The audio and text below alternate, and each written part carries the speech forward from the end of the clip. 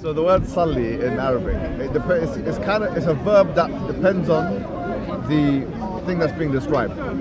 So for instance, if I say that ana usalli, I pray, yeah, that could mean I make dua, I pray in the sense that Muslims pray, that they whatever.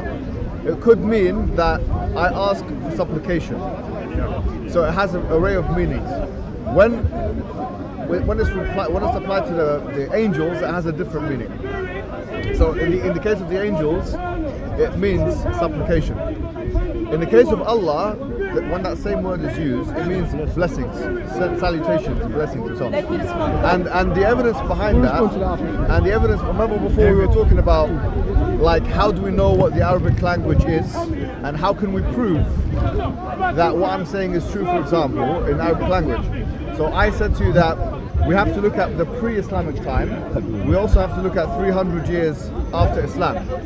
So in other words, because the Prophet died at about 11 AH, so about 300 AH. So when we look at that, we find that in the poetry that's used, the word salli, when it's applied to Allah, even in non-religious contexts, it means praise and blessings. When I say praise, I'm talking about praising. I'm not talking about praying. Okay, so إن الله وملائكته يصلون على النبي يا أيها الذين آمنوا صلوا عليه وسلموا تسليما. يصلون, it means to pray. Have you got a verb called blessing in the first part of the verse? There's only one verb. So only one verb, and there are two subjects. Correct. Yusallun, it means to pray. I've got an Arabic and a dictionary here. I've got it here. Yusallun, can you see? Yep, I can see it. What does it say here in the English? They pray. There you go. Can you also write for me if it wanted to say Allah bless, or sorry, praise? Hamd. Yep. Different verb. It means he praised.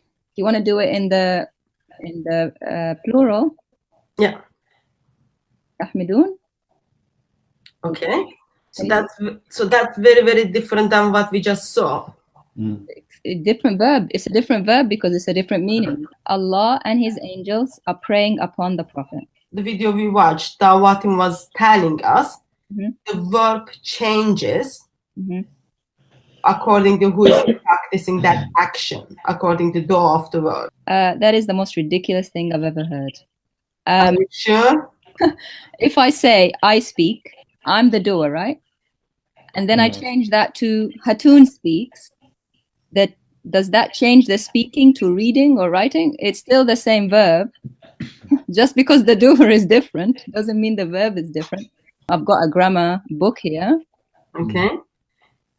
And can you see the screen? Yes. Can you see the doer?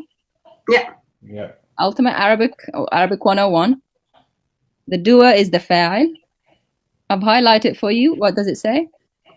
It just means whoever made the action happen. That same word, how can it change when it's applied to Allah? There is only one. Yeah, that's one word being applied to Allah and to angels. Yusalluna. It's the same. You said one word. Yeah. So when that change happens, how can it change meaning? It's the same word. There is only it's the same word for both of them. The Arabic words in the Arabic language, like for example the word yarghabu or the word yusalli, or other words amara, ya'muru, which means to give, in its base form means to give imperative, command.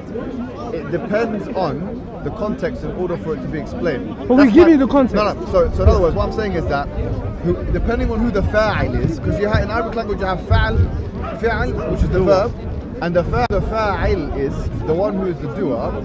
The word itself takes a different meaning. So that's my premise. My premise is in the Arabic language, and I can give you examples of that in the Quran, I can give you examples of that before the Quran, I can give you examples after the Quran, that one verb, depending on who the fa'il or the doer is, can change in meaning. It's a false premise, as we've seen from the grammar. The doer has nothing to do with the verb. The verb doesn't change depending on who does it.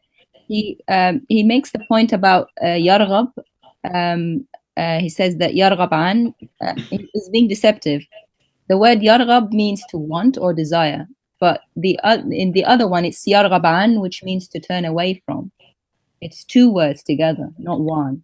So he's just using it because he knows that you wouldn't hear the difference because you're not Arabs. But it again being deceptive. The God that revealed this, didn't he know that it would be a point of confusion if he uses the same word to pray and worship? Remember, he cares that he's the only one to be worshipped.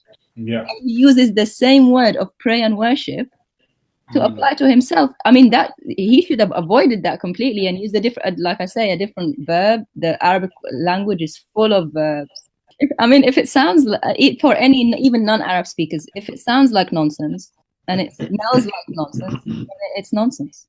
So give me the Islamic source that says this is saluna, this word, when it's used for Allah and when it's used for the angels, it's different. Okay, there's a hadith on it.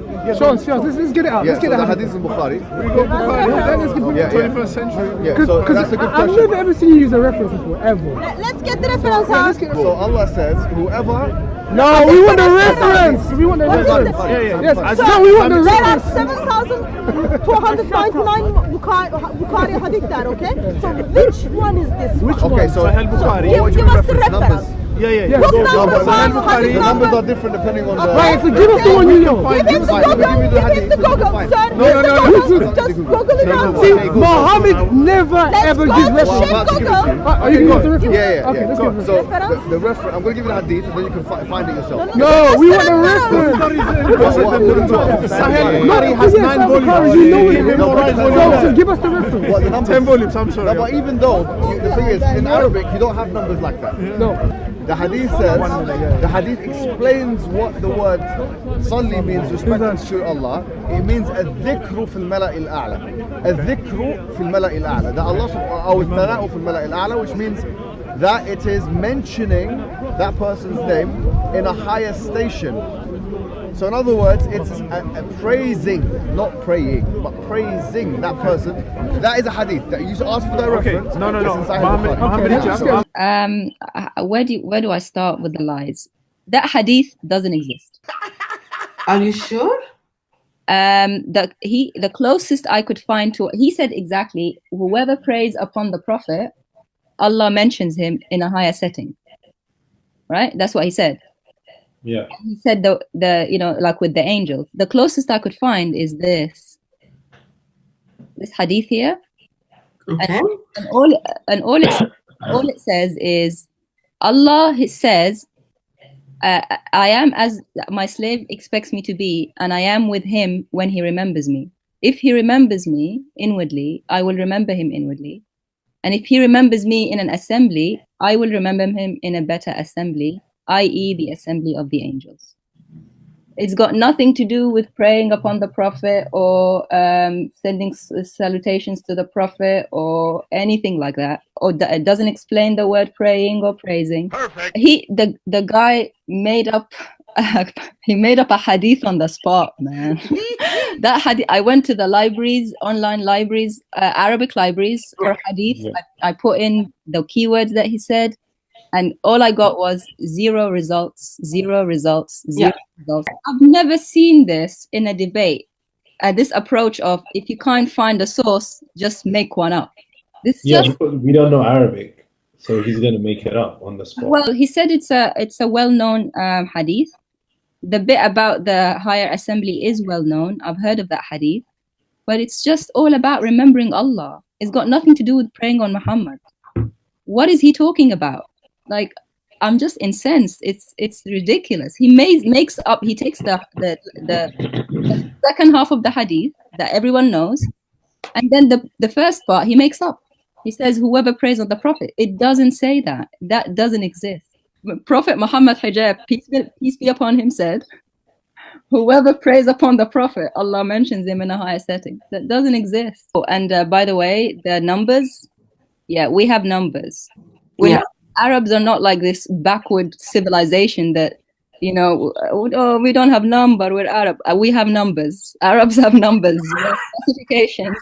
I have to be honest with you. You guys are non-Arab speakers. Why do you always hide behind the Arabs? You don't know about the hadith. Okay, give me your Bukhari version then. Okay, let me get it. He's gonna get out. Alright. So we're gonna fight about time, yeah. This is the first time I've ever seen you.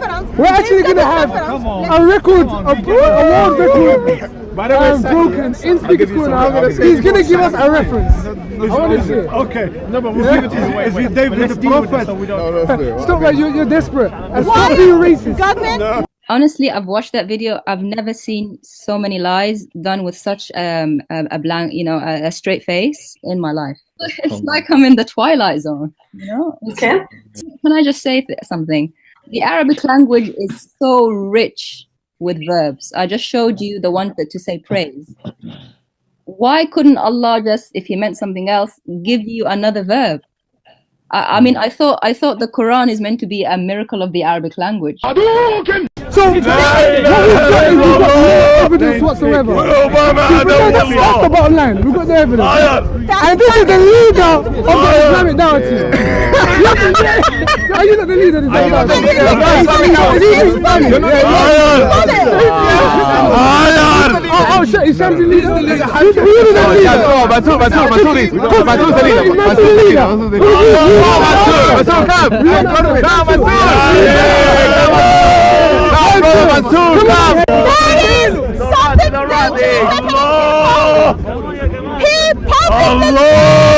Once again,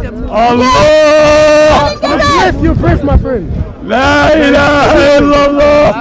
After tomorrow. When they're in a corner, they don't have anything to say, but they know you guys are not Arab. So, oh, you're not Arab. You don't understand, and walk away. Yeah. It's not gonna. These days are over. This is not gonna work anymore.